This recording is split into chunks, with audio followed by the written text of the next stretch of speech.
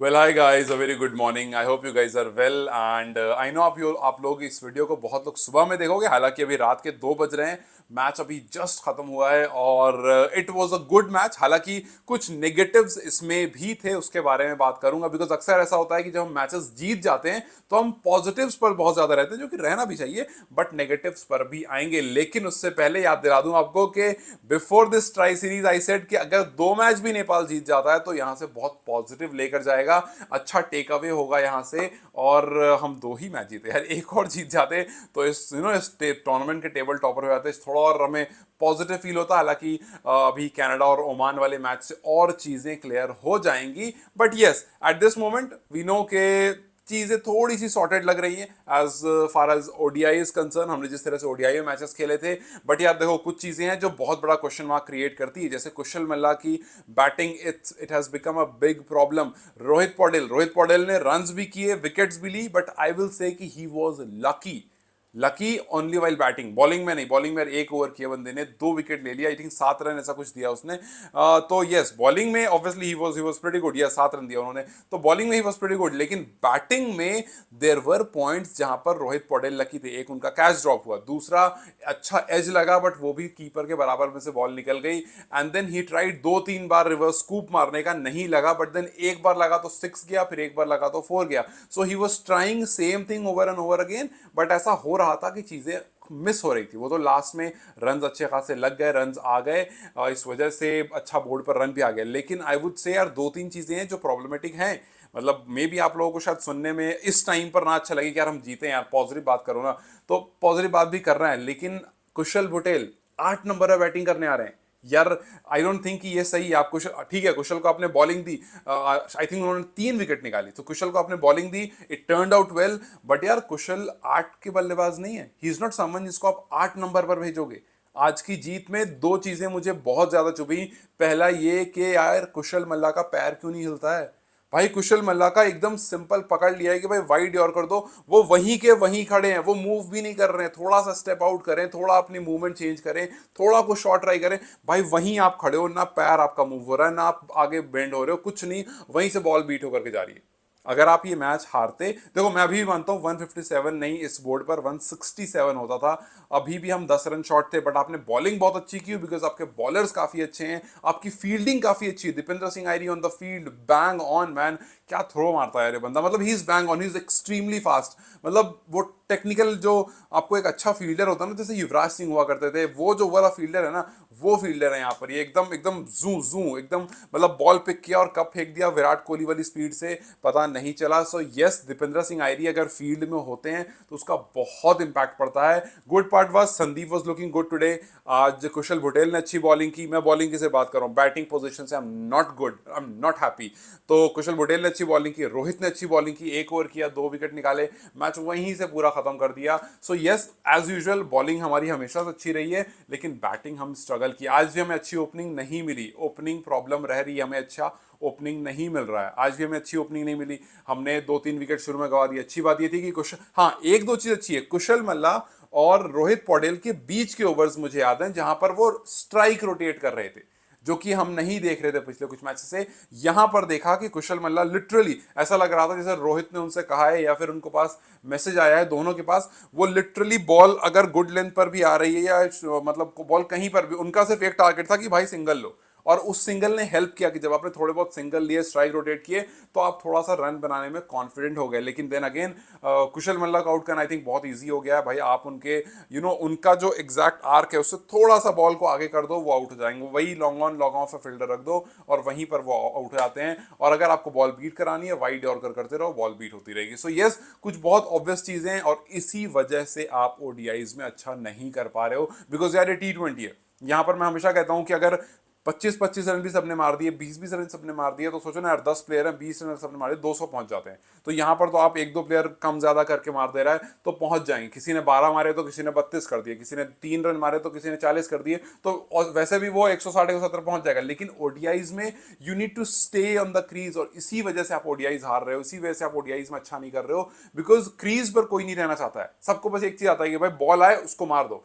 आज रोहित पौडेल और कुशल मल्ला ने बीच में स्ट्राइक रोटेट किया, बट फिर 2-3-4 आई थिंक 2-3 ओवर वो चला था, स्ट्राइक रोटेशन हुआ, लेकिन फिर उसके बाद एकदम से उन्होंने हिटिंग शुरू कर दी और फिर विकेट गिर गई।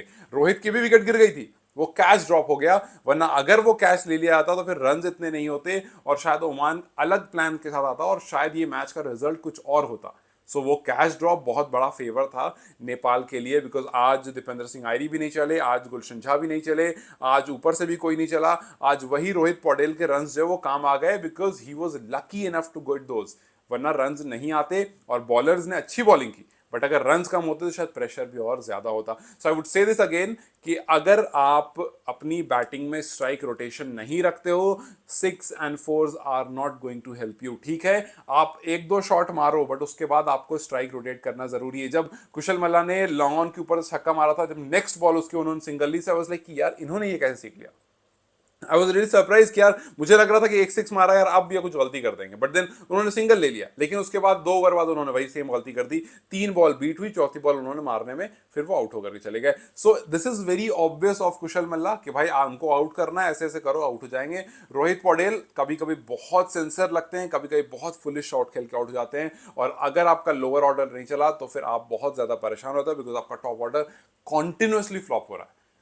यहां पर नेपाल को कुछ सोचना पड़ेगा। आई नो हम मैच जीते हैं, आई नो कि बहुत लोग बहुत अच्छी अच्छी बातें करेंगे और बहुत एक्स्ट्रॉर्डनरी बातें करेंगे, बट ये कुछ चीजें हैं जो यहां से हमें लेकर जानी पड़ेगी।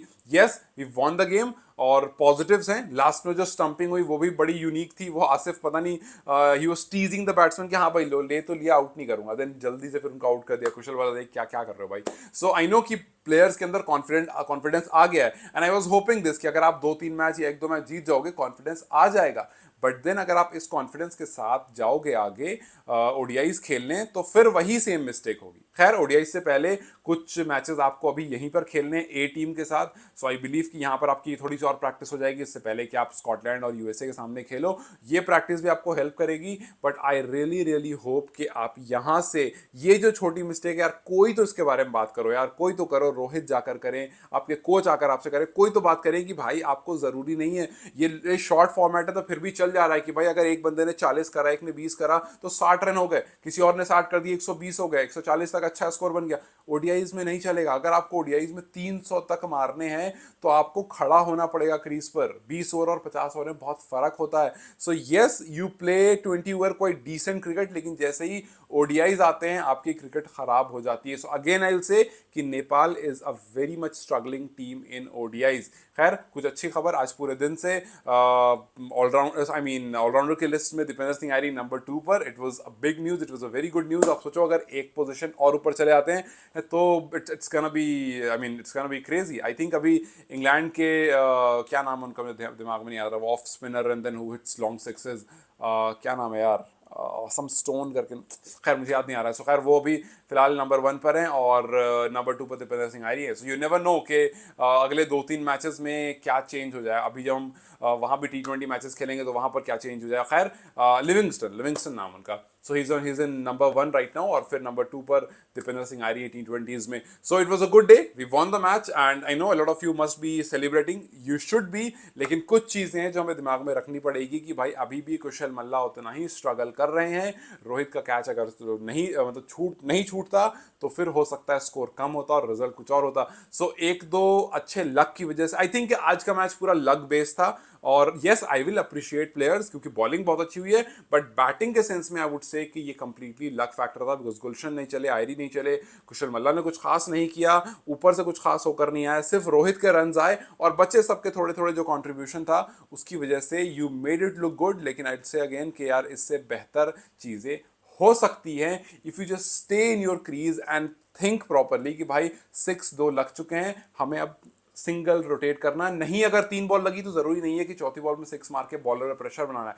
3-4 बॉल नहीं लगी, सिंगल लो, दूसरे एंड पर जाओ, वापस आओ, उसके बाद उसको खेलने की कोशिश करो। सो लेट्स जस्ट होप कि कुछ पॉजिटिव कन्वे हो पाए प्लेयर्स तक, और आफ्टर ऑल रिजल्ट अगर पॉजिटिव है तो फिर everything looks good as long as you are winning. Till then let's see कि आगे मैचेस कैसे होते हैं, लेट्स सी कि इस टूर्नामेंट का एंड कैसे होता है। नेपाल के मैचेस तो खैर खत्म हो गए, अब आगे मैचेस किस तरह से होते हैं और ये टूर्नामेंट किस पॉइंट पर जाकर के खत्म होता है, नेपाल कहाँ पर एंड करता है, बहुत ज़्यादा मैटर नहीं करेगा, but still result is result and points are points. देखते हैं कि आगे जब हम यहाँ से बढ़ेंगे, जो 3 हमारे प्रैक्टिस मैचेस हैं और उसके बाद जो हम यूएसए और स्कॉटलैंड से खेलेंगे, क्या इन मैचेस का कुछ पॉजिटिव हम वहाँ भी दिखा सकते हैं या नहीं। खैर, did you guys see the match? What did you like about it? And कुशल मल्ला के बारे में what do you guys think? Because I am very suspicious. मुझे नहीं लग रहा है कि कुशल मल्ला इस तरह से अगर खेलते रहेंगे तो बहुत लंबा आगे जाने वाले हैं. He is gonna face problems sooner or later. How do you see him? Do let me know in the comment section. और कुशल Butail at number 8, not at all. No way.